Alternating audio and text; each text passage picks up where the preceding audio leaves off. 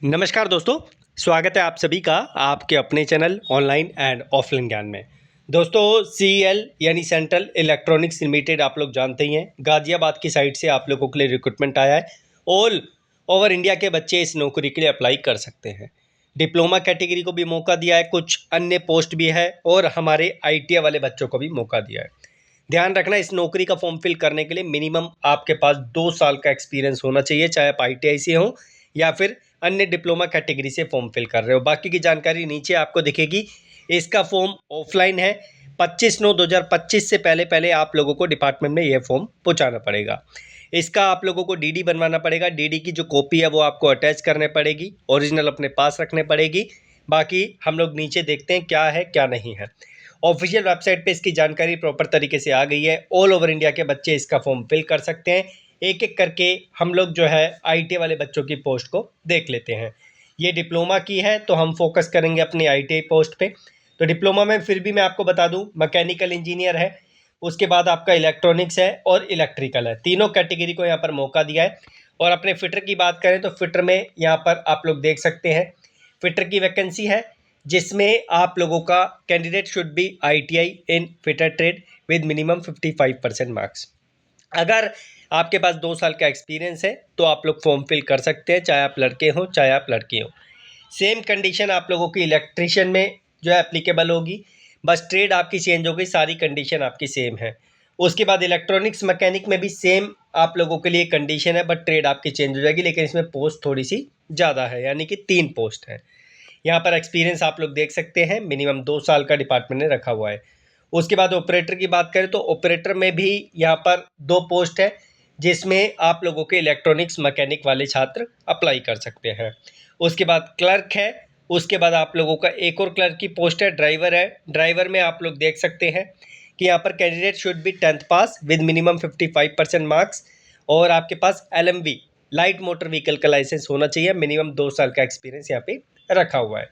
तो आईटी के 3 ट्रेड को मौका दिया है, इलेक्ट्रिशियन, इलेक्ट्रॉनिक्स मैकेनिक और फिटर ट्रेड, लेकिन पोस्ट बहुत कम है।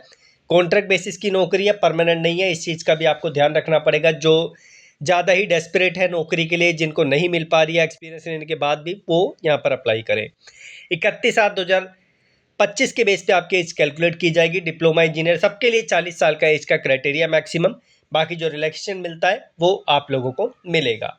ठीक है, आगे हम लोग बढ़ते हैं। आगे ये आपका सैलरी का स्ट्रक्चर है। डिप्लोमा इंजीनियर को 40,000, टेक्नीशियन को, बाकी सब में जो 30-30,000 है। आईटीआई वाले बच्चों का भी 30,000 है। उसके बाद एप्लीकेशन फ़ी देख के थोड़ा सा मुझे अलग लगा कि भाई 3 साल का कॉन्ट्रैक्ट आप लोग जो है रख रहे हैं, उसके बाद परमानेंट करेंगे नहीं करेंगे ये पता नहीं, फिर भी आपने 500 रुपये फ़ीस यहाँ पे रख दी है।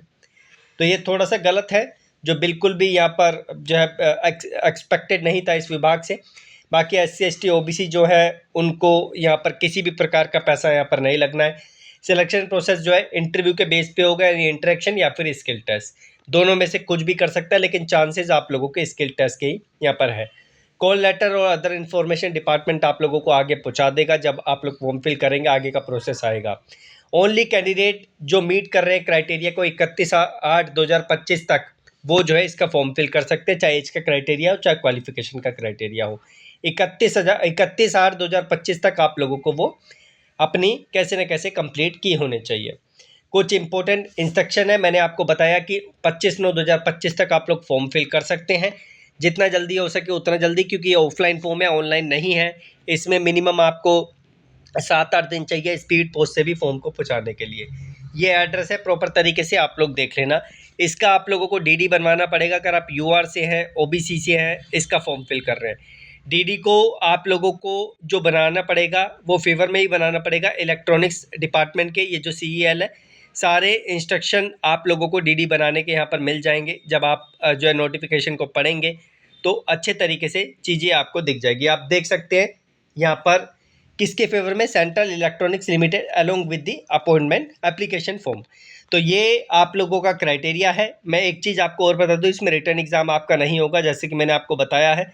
ये इसका फॉर्म है। फॉर्म आप या तो डिस्क्रिप्शन से लिंक देख लेना या फिर अल्ट्रा आईटीआई वेबसाइट विजिट कर लेना। कॉन्ट्रैक्ट वाला सेक्शन शाम तक इसको अपडेट कर दिया जाएगा, तो वहाँ से आप लोग इसे निकाल लेना।